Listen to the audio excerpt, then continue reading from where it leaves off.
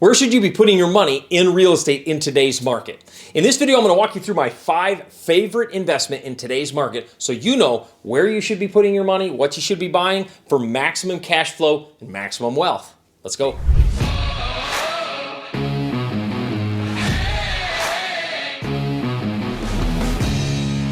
Hey there, my name is Mike Fritz. I'm the founder of Power Up Real Estate and Titanium Capital Investments. I love creating content to help you invest in real estate, build businesses, and create the life of your dreams. So make sure you subscribe to the channel and smash that thumbs up button. Join our family of entrepreneurs and investors that are making a difference and are making a huge, huge income. Also, smash that bell notification so you get notified every single time we do a video. This video is brought to you by our free multifamily masterclass. Down in the description, you can click that link and get a free 60-minute training on how to bust into the multifamily industry, which, by the way, the multifamily industry is exploding. You want to leverage this amazing asset. So where should you be putting your money in the real estate market? Right now, everybody's freaked out. Prices are skyrocketing. Interest rates are starting to climb a little bit. Everybody's freaked out. Where should I be putting my money? Should I be doing fix and flips or wholesale, or should I be buying commercial real estate? Or where should I really be putting my money in today's market? It's a really good question. By the way, this is a question you should ask in every market. Every time you're about to buy a real estate asset, you should be asking, is this the best use of my money in this market? Or is there another asset that's generating more revenue that I need to pivot and put my money there? Or if I'm raising capital, put my investors' money there. Again, investing in real estate is about understanding what's best at the time. Right now, my 5 most favorite assets are in assets that, number 1, create cash, number 2, appreciate, number 3, I can depreciate on my taxes. But most importantly, they all have one thing in common, and that's forced depreciation. All of these assets give me the ability to increase the income and decrease the expenses and increase the value of the real estate. I don't like real estate that's market dependent, meaning if I own a single family home, it's worth as much money as the other homes it's next to, right? And so, or however much square footage it has. It really, you've heard the term comps. When a real estate agent pulls comps, it's saying what kind of homes in the area and what's the value. It can kind of tell you the value of the real estate. I like my value being taken off of the income it produces because I can control that. I can raise rents, I can decrease expenses, I can increase that income, and my property's worth more money. So all of these assets have that one common thing, that we can increase income and increase the value of the property. Of course, my very first asset, I've got to give a shout out to multifamily real estate. You should be putting your money into multifamily. Number 1, we're becoming a renter nation. More people are becoming renters. We are 5.5 million units short of multifamily real estate in America right now. We need units. There's a lot of developing going on, trying to catch up with this supply issue of units. We need units for people. And so multifamily real estate's one of the most powerful investments because it's investment of need. People need a place to live. So multifamily real estate is a great asset. And when you're buying multifamily real estate, this is true of any of these assets, but especially multifamily, you want to make sure you're going to areas that, number 1, have job growth, and number 2, are landlord friendly. So if they have job growth and jobs are moving to that area, that's a great place to buy multifamily real estate. And also you want to make sure it's a landlord-friendly area. A landlord-friendly area is a place that's not as hard on the landlord and not as for the tenant. Now, we're never trying to take advantage of our tenants. Our tenants are gold. We want to treat them, they are the only reason we can do this is because of them. And so we want to treat our tenants beautifully. But if a tenant decides to break their end of the agreement and doesn't pay, we need to move them out. So you want to make sure you're in a landlord-friendly area that gives you the ability to do that inside of a window so you don't lose a bunch of money. So multifamily real estate is by far the number 1 asset I'd be investing in. Number 2 right now is industrial. The industrial industry has skyrocketed since COVID because people want shipping. They want places to hold all of their equipment. The office industry has kind of moved out. And so the industrial industry has continued to skyrocket, trying to service all of the need in the businesses. So when supply chain gets tight, people buy more product when they can and store it. They need places to store it. So industrial is a powerful asset to be investing in right now. It's skyrocketed. One of the powers of industrial is there's little to no plumbing. There's very little electrical. It's essentially wood, metal, and a concrete floor. Like, that's how simple industrial is. And that's one of the powers of the asset, is it doesn't take a lot to maintain and manage. And so industrial is another powerful asset. Now, the only downside to industrial is you often sign 5-year leases. And often in industrial, you only have 1 or 2 tenants.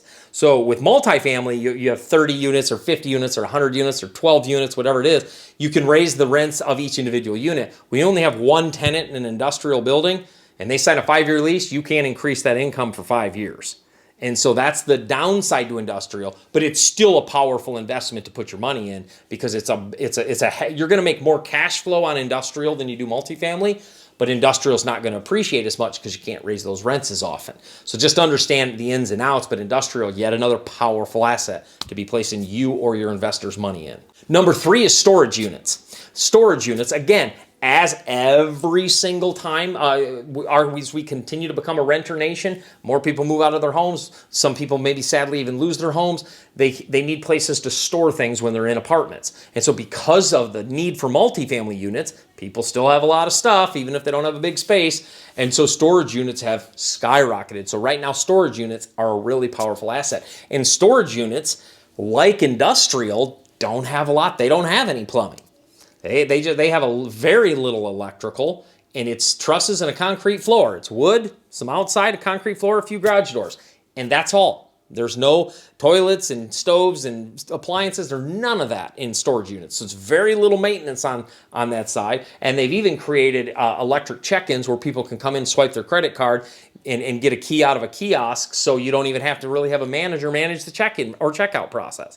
So again, storage units are a really good asset, and you can really limit management. Storage units really spit out a lot of cash. It's a great investment, especially with where our industry is going, and especially in the market right now. Number 4 is mobile home parks. Mobile home parks are yet another great asset. Why? Because of the ability, because number 1, it's living. People need it. And number 2, it's affordable. People need affordable housing. And by the way, a lot of times affordable housing meets space. Like mobile home parks, a lot of the mobile homes, sometimes they're 1,500, 2,000 square feet. And they're big, 3 bedrooms sometimes they're even more than 2,000 square feet. They're really large for not as high of rent per square foot. So people can get a little bit bigger space if they've got a family without having to afford a $1,500 to $2,000 rent payment that they may not be able to support with their income. So mobile home parks are really great from affordable housing and sizing perspective. The other diversity of mobile home parks is you can just own all the dirt, and you can sell all of the mobile homes to the tenants, and then you are the bank, and they usually sell those at really high interest rates, 16, 17, 18% interest. And if they default, you take back the house, fix it up, sell it to the next person. So you can sell all the houses.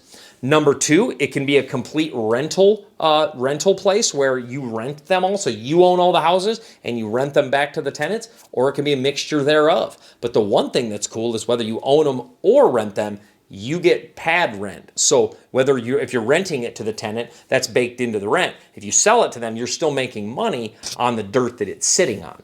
So that's yet another powerful way with mobile home parks. Now, I will say with mobile home parks, the management's a little stronger than like a multifamily or even than storage and industrial. There needs to be more management, because managing that is kind of a management bear, because you have to manage leasing, or you have to manage the sale of the home, you have to manage the financing. So there's some management pieces. Plus, if you're taking care of all of the grass and you're taking care of all of the common space, there's some landscaping and a lot of maintenance there as well. So you have to understand there's maintenance issues, and there's a lot of, and not even issues, but just you have to make sure that the management, is what I'm trying to say, is a little bit stronger, and having a great manager will usually dictate whether the park does well. But mobile home parks is a 4th and great investment to look at right now. The 5th one is a little bit different, but it's student housing. Student housing is a great investment right now, and I'll tell you, because throughout COVID, we saw a lot of students move, not even go to college. Some have tried trade school, some are just doing online, and they're not coming into student housing. So student housing began to depress a little bit, and we're seeing some good prices. However, what is happening is, instead of people staying on dorms, the schools have relinquished that you have to stay here for 2 years, and they've just allowed them to live wherever. Well, if you can live on the dorm or live in your own place with your friends and costs about the same, why not? And so student housing is another great investment. In fact, this is an investment I'm looking at personally on a couple of them in Kentucky right now. Now, when you're doing student housing, you want to aim at campuses that are thriving. Don't aim at little community colleges, aim at universities that have 20,000 students plus. And you also want to make sure you look at the ratio of how many student housing units there are versus how many students have enrolled, because that'll be huge. Understanding if there's too much demand or not enough, etc. So again, then you want to look at the occupancy in the area. Like, are a lot of people struggling to get these rented? I owned some student housing in Notre Dame, but it was so saturated, we decided to turn them to Airbnb, and we're making a lot more money that way by renting it out through Airbnb rather than through student housing. So student housing, it's dependent on the college campus, and Notre Dame's only 8,000 students. That's a really small campus. It's a very prestigious campus, but a small campus. And whereas University of Kentucky's 38,000 or almost 40,000, Syracuse 40,000. So you got these bigger, even these SEC schools, they're great investments to look at right now. Again, the management is a little different because it's per room, not per unit. You might only have 10 units, but it might be 40 beds, which essentially is 40 units. It might be 10 four-bedroom units, and that's 4 tenants because you have a student per bedroom. So that it could be that way. So you have a lot more leasing and a lot more turnover because you have more tenants inside of a 10 unit-ish building or whatever it ends up being. But again, student housing is a powerful asset because forced appreciation applies, increase the rents. It truly is a powerful asset to invest in from a need perspective because students love being there. They need a place to stay. And when a student signs a lease, the cool thing is usually you get a 2 to 3 year lease. Whereas in a unit, you're doing it year by year by year, and you are with student housing, but they're not going to want to move. They're going to want to stay there 2 to 3 years or more because, especially if they become a grad student, they're going to want to stay there because they don't want to move their place to another unit, especially if they like that. So student housing, yet another great asset. Before you leave today, make sure you watch other videos on our channel on investing in real estate, what's going on in the market right now, and also make sure you click that link and claim your free training on how to bust into the multifamily market, our free multifamily masterclass we want to give you away for free today. So I will see you in the next video.